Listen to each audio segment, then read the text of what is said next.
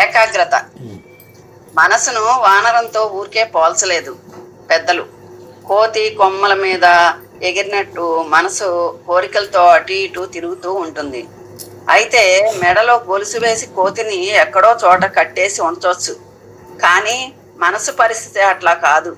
దాన్ని కట్టేయడానికి తాళ్ళు ఉంటాయా అంటే దైవ ప్రార్థన, భజన, జపం, ధ్యానం ఇలాంటి మార్గాల ముందు తరాల వాళ్ళు చూపారు.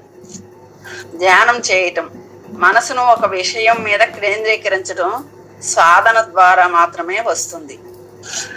మనం ఏ పని చేస్తుంటే ఆ పని మీద పూర్తిగా దృష్టి పెట్టినప్పుడే ఫలితం ఉంటుంది. పూజ దగ్గర నుంచి ఇంటి ముందు మొక్కలకి నీళ్లు పోసే వరకు ఏ పనిలోనైనా నిమగ్నం కావటం ముఖ్యం.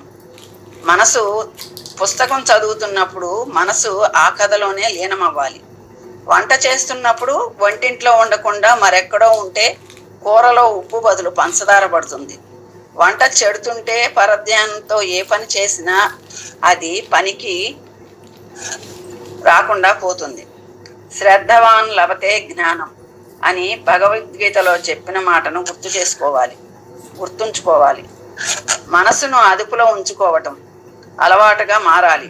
భగవంతుడి నామస్మరణ చేస్తున్నప్పుడు ఆ నామం మీదే దృష్టి ఉండాలి. పూజ చేస్తున్నప్పుడు మనసులో పరమాత్మ మాత్రమే ఉండాలి.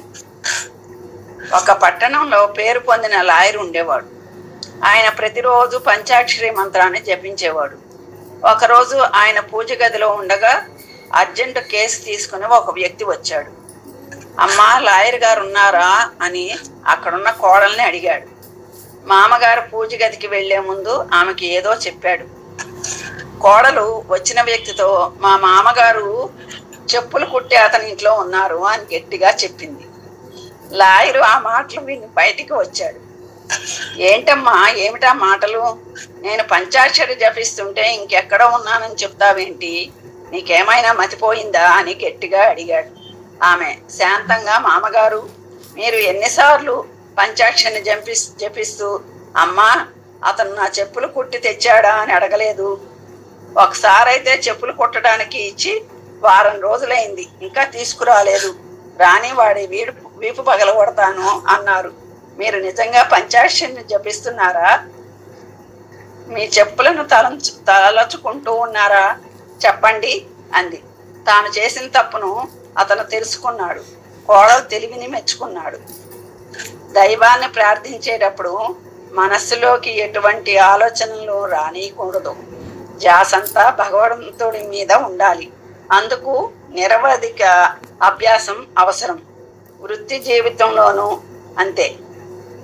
మనసును అదుపులో ఉంచుకోవటం ద్వారా సర్వం సమకూరుతుంది. మనం తలపెట్టిన ఏ కార్యమైనా ఫలవంతం అవుతుంది. శ్రీమాత్రే నమః.